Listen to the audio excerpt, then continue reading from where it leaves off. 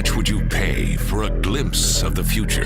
More importantly, if you saw the future, would you take advantage of it? Or would this be just another missed opportunity? The stock you should have sold, the land you could have bought, the opportunity you would have taken, but didn't. How many more opportunities are going to fall into your lap? This may be your last chance. Pay attention.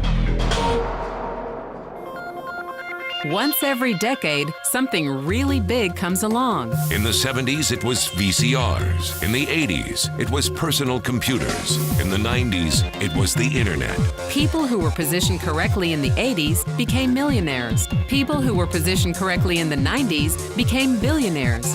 What do you think is going to happen in the next few years? In his best-selling books, The Next Trillion and Wellness Revolution, noted economist Paul Zane Pilzer states that in this decade, an additional $1 trillion annually of the U.S. economy will be devoted to the wellness industry, providing healthy people products and services to make them feel even healthier, look better, slow down the effects of aging, or to prevent diseases from developing in the first place.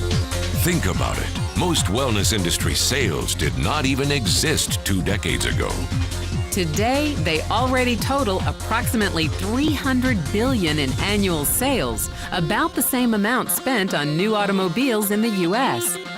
Today, $300 billion a year. By the end of this decade, $1 trillion. That's 1,000 billion a year. For those of you not into math, that is 300% growth. How is that kind of growth possible? How is that kind of growth predictable? 2 words: baby boomers. You've been hearing about them for over 20 years. They've been dictating our economy for over 20 years. Isn't it about time you cashed in? The baby boomers are now in their 40s and 50s. Peak earning years, bigger dollars, more spending power. Boomers are already responsible for the housing boom, the sport utility vehicle, personal computers, and the internet. In short, boomers and the things they want are already $6 trillion of our $12 trillion economy. Even though they're less than 30% of our population, they're 50% of our gross domestic product. More significantly, they're about to add $1 trillion to their $6 trillion of spending every year to preserve the one thing they hope works better than any SUV, condo, or computer: their youth. Youth, anti-aging, health, wellness, the next big thing. By taking control of their lives, baby boomers are creating a revolution in wellness, and it is happening fast. Look, changes that used to take place over decades now take place in a few years or less. When Henry Ford invented the Model T in 1908, it took 7 decades for automobiles to become a $1 trillion industry.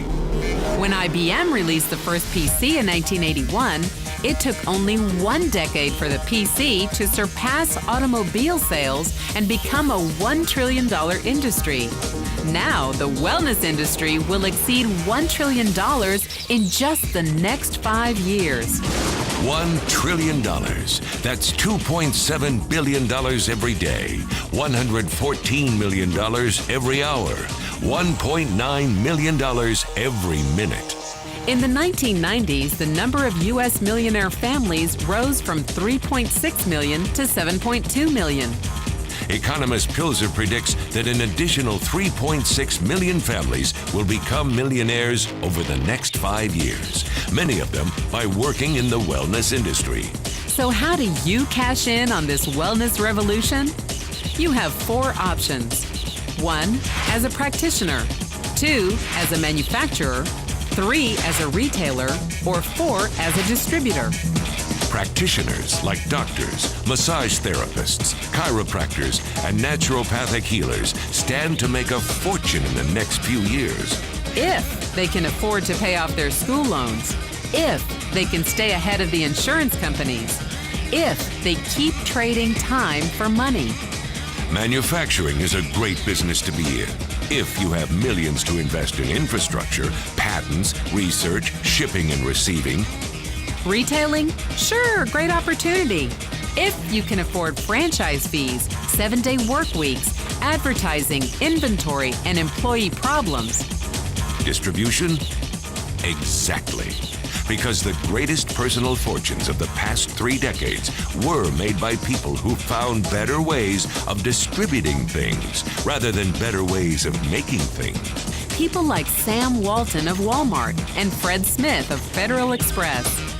But where Walton and Smith found better ways to physically distribute products that consumers already knew they wanted, the new distribution billionaires of this decade will make their fortunes distributing products that consumers don't often know exist.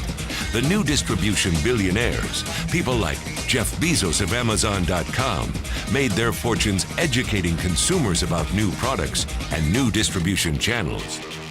It's been called business at the speed of thought. Better products, better distribution, better opportunity. Why? Because 78 million baby boomers with 1,000 billion in cash can't be stopped.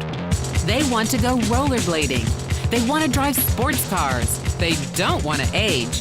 And they are willing to spend almost anything to stay young, healthy, and full of vitality. Over the next 5 years, U.S. baby boomers will increase their spending on wellness-based products and services from approximately $300 billion today to $1 trillion every year. Will you be ready? The person who shared this program with you can introduce you to a wellness distribution business model that's already successful and proven. A model that you can start part-time from your home, without a large capital investment, without employees, and without the headaches of traditional business ownership. A business that in your spare time could mean anything from a couple of hundred to a couple of $1,000s per month. And because it's a home-based business, you could qualify for incredible tax advantages.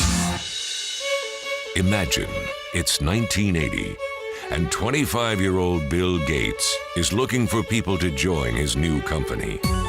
He thinks there's going to be an explosion in the market for personal computers. What are you going to do this time? Remember, Sam Walton didn't start Walmart until he was 44. By age 61, he was the richest man in the world. What's your excuse? One thing is for sure, if you watched this video and paid any attention, you can't say you didn't know.